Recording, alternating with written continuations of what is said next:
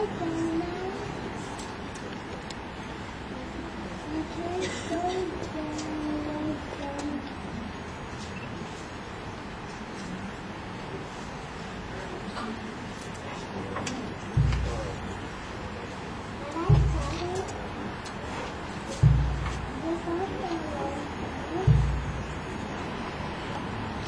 is she? Because I can't find her. That poor girl there, she's got the sun right in her eyes. Hey! Stand back! Hey! Ladies and gentlemen, the Commissioner of the Queensland Police Service, Mr. Bob Atkinson, will now address the parade.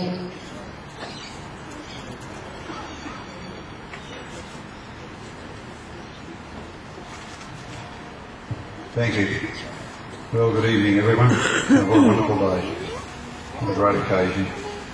I'd like to start, and it's particularly so, we do this on every occasion here, but it's particularly relevant today, to acknowledge the traditional owners of this land where we are at the Queensland Police Academy on the south side of the Brisbane River, the traditional owners of the Yuggera people.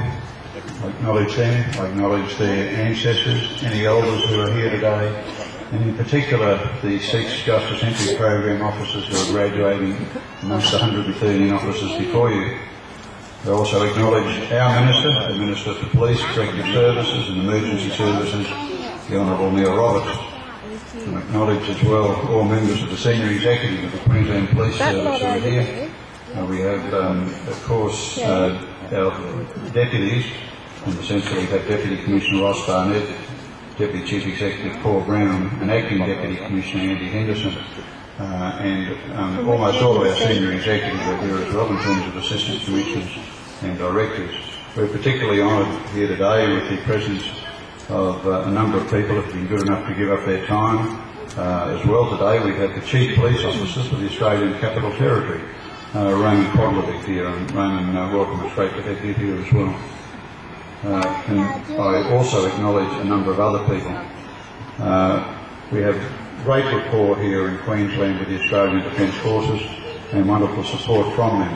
And that support was no greater in evidence than in December and January this year in terms of the incredible period that we went through with the floods and cyclones, and the Australian Defence Forces were just outstanding. And representing the Australian Defence Forces today, we have Air Commodore, who's the commander of the Combat Support Group at Amberley, Air Commodore Trish Suade and his wife Aldona, welcome, and as well Commander Lachlan King from the Australian Navy. From the Australian Federal Police, we have the Chief of the Australian Federal Police of Queensland, Mark Walters. Can I acknowledge all of the commissioned officers who are here and all of my colleagues in the Queensland Police Service. And representing another aspect, of course, of the Police Department is the President of the Queensland Police Union of Employees, Mr Ian Levers, and representing the Commissioned Officers Union today, Inspector Kendall Pittman. We have a number of entities that provide sponsorship and support for us. The Queensland Police Credit Union, Metro Ford, the RACQ, Scouts Queensland, the Women's Network, the Bowden family, the Butler families, Community Supporting Police, the Ethnic Communities Council, the Police Citizens Youth Club, and others as well. Can I acknowledge 2 representatives of those wonderful organisations today. The first is Rob Osmotherley, the Chair of the Police Citizens Youth Club, and Mr John Just, the former Deputy Chief Executive of the Queensland Police Service and now on the board of the Credit Union. My thanks to all of you. As well, we have a number of colleagues here from government departments in Queensland and associated organisations who we work very well with and we are always grateful for their support. Mr Jim McGowan, the Director General of the Department of Community Safety, and again that department that represents those areas of the Queensland Fire and Rescue Service, the Queensland Ambulance Services, the Emergency Management Queensland, the State Emergency Service. Jim, well done, of course, in that recent period of December, January. It's good to have you here today. Can I acknowledge as well Mr John Gerard, retired Supreme Court Justice, who's the Chairman of our Police Education Advisory Committee. Mr Don Rivers, the General Manager of Project Services, who is helping us in terms of our preparation for our new academy. We understand that a number of people have been delayed due to some traffic incidents in Brisbane today. We were hopeful that Michael Barnes, Colin Corn and Greg Chadwick will be here, but I think they've been delayed. But I do know that Mr Warren Strange is here representing the Crime and Misconduct Commission. Warren, thank you for being here. I mentioned the senior executive. I particularly acknowledge Assistant Commissioner Tony Wright, who inspected the newly graduated officers with me a moment ago. Tony has recently taken over the portfolio of the Education Training Command and is now host here today and is responsible for this facility and for training throughout Queensland. Can I also acknowledge our chaplain, our senior chaplain, Graham Ramsden, who will bless the officers later. Part of Chaplain Ramsden's job description is that on every occasion such as this he has to deliver fine weather. And here's all his influence, which he claims to have, of course. I think today he deserves a bonus. So if you keep this up, Graham, your job is very secure.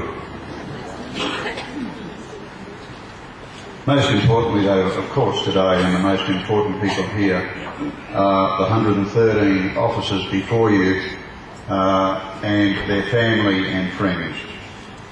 What an outstanding group of people you see before you. You couldn't, in my view, have people of finer character, ability and potential. And we are extremely grateful to them for choosing the Queensland Police Service as their career, and the Queensland community will be well served by them. These young people, these people before you are the future of policing in Queensland, and we should feel very confident about that. So again, welcome to everyone here today. It's a pleasure to have you with us. The officers before you have completed a program that's almost 7 months in duration. That program is very, very difficult, and it has demanded from them a great deal of commitment. They are entitled to be quietly proud of their achievement in terms of what they have just achieved, and also into the future in terms of what they are going to do. And what they are going to do is provide for the safety and security of the people of Queensland. Can I particularly thank the Academy staff for the outstanding work they do in preparing these officers from the point where they come into this Academy as civilians 7 months ago to the point where they are now as well prepared as I believe any academy in the world could be, any police academy, in terms of preparing them for what they are about to do. And can I thank as well family, friends, partners, supporters of them throughout this journey. Your support has been critical and invaluable. They will need your continued support into the future. Because for them, this day, soon they'll take an oath of office, they'll be constables in the Queensland Police Service, and from this day forward, they take on an enormous responsibility. It's a significant change in their lives, and this new career could take them anywhere in Queensland to any part of the service, and they could hope to achieve any rank in the service. The standards are very high. Thousands and thousands of people apply. Only a very few get to the point where these 113 officers are today. We ask many things of them.